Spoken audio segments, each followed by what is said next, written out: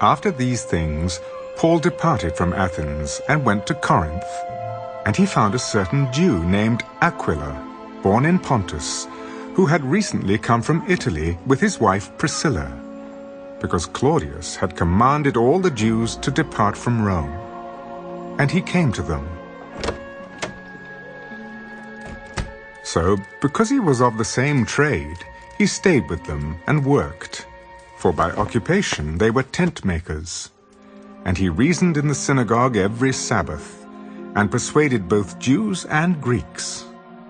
When Silas and Timothy had come from Macedonia, Paul was compelled by the Spirit, and testified to the Jews that Jesus is the Christ.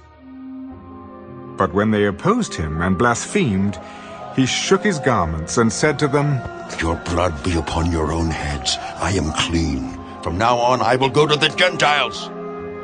And he departed from there, and entered the house of a certain man named Justus, one who worshipped God, whose house was next door to the synagogue.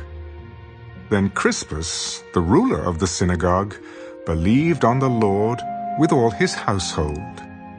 And many of the Corinthians, hearing, believed, and were baptized. Now the Lord spoke to Paul in the night by a vision. Do not be afraid, but speak, and do not keep silent, for I am with you, and no one will attack you to hurt you. For I have many people in this city. And he continued there 1 year and 6 months, teaching the word of God among them.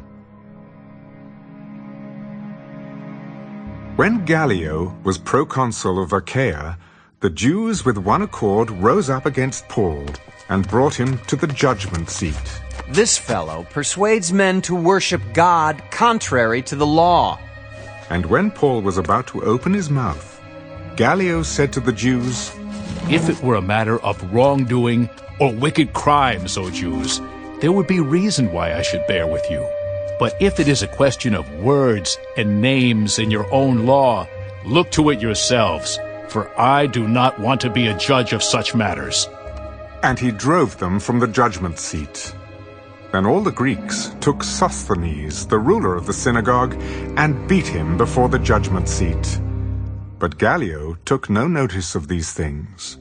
So Paul still remained a good while. Then he took leave of the brethren and sailed for Syria, and Priscilla and Aquila were with him. He had his hair cut off at Cenchrea, for he had taken a vow. And he came to Ephesus, and left them there. But he himself entered the synagogue and reasoned with the Jews. When they asked him to stay a longer time with them, he did not consent, but took leave of them. "I must by all means keep this coming feast in Jerusalem. But I will return again to you, God willing." And he sailed from Ephesus. And when he had landed at Caesarea, and gone up and greeted the church, he went down to Antioch.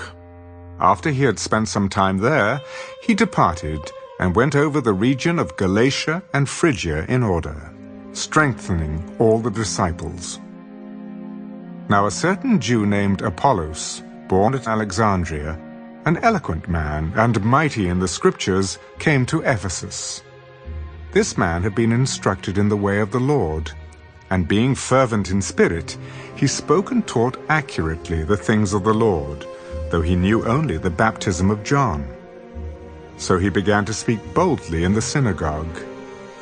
When Aquila and Priscilla heard him, they took him aside and explained to him the way of God more accurately. And when he desired to cross to Achaia, the brethren wrote, exhorting the disciples to receive him. And when he arrived, he greatly helped those who had believed through grace. For he vigorously refuted the Jews publicly, showing from the Scriptures that Jesus is the Christ.